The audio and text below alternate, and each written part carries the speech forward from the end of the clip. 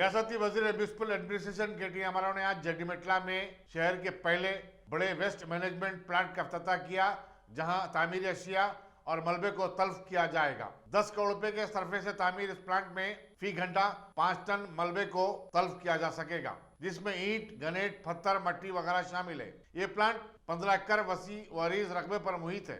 బండి మొత్తం అక్కడి నుంచే చెత్తను పికప్ చేసుకొని పోయే విధంగా ఏర్పాట్లు చేస్తూ ఉన్నాము। తప్పకుండా ఇది నగర ప్రజలకి నగరంలోని జీవన ప్రమాణాలు మెరుగుపడేదానికి కూడా దోహదపడుతుంది, ఉపయోగపడుతుందని చెప్పి కూడా నేను బలంగా నమ్ముతా ఉన్నాను।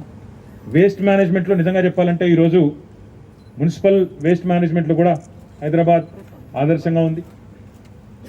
వ్యర్థాల నుంచి నిజానికి వేస్ట్ వెల్త్ అంటారు, అంటే చెత్త నుంచి కూడా ధనాన్ని, చెత్త నుంచి కూడా మనం వెల్త్ క్రియేట్ చేయవచ్చు, సంపద సృష్టించవచ్చు అనే మాట పెద్దలు చెప్తా ఉంటారు। ఈరోజు మనం ఎందుకు పనికిరాదు అనుకునే నిర్మాణ వ్యర్థాల నుంచి కూడా మళ్ళీ వాటిని పునరుపయోగించుకోవడం, తిరిగి ఉపయోగించుకోవడం, వాటితో పాటు అందులో సంపదను కూడా సృష్టించడం అనే ఒక మంచి కాన్సెప్ట్।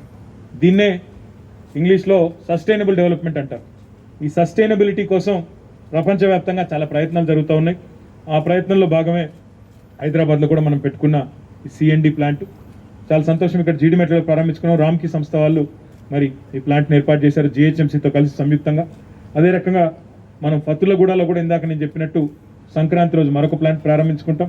దీంతో పాటు మరొక 2 ప్లాంట్లు కూడా ప్రారంభించి హైదరాబాద్లో సిఎన్డి వేస్ట్ అనేది లేకుండా మీరు ఒక ఫోన్ చేస్తే చాలు వచ్చి వారే పికప్ చేసుకునే విధంగా కూడా త్వరలో ఒక సిస్టమ్ని కూడా ఏర్పాటు చేసి ఆ నెంబర్ కూడా ప్రజలకు అందజేస్తామని చెప్తూ మరి నేను జిహెచ్ఎంసీ మేయర్ గారిని కోరుతా ఉన్నాను, జోనల్ కమిషనర్ గారిని కూడా కోరుతా ఉన్నాను।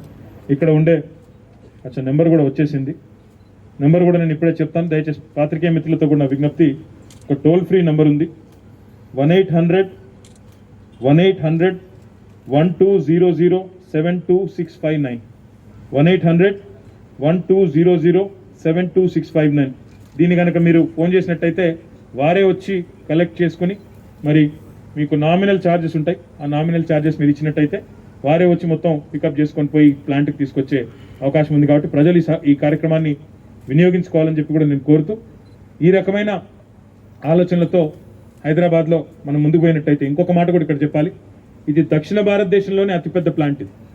దక్షిణ భారతదేశంలో ఏ నగరంలో కూడా ఇంత పెద్ద ప్లాంట్ లేదు। భారతదేశంలో ఇది 5వ పెద్ద ప్లాంట్, కానీ అత్యాధునికమైన పరికరాలతో, అత్యాధునికమైన యంత్రాలతో చాలా చక్కగా ఈ ప్లాంట్ని ఏర్పాటు చేసి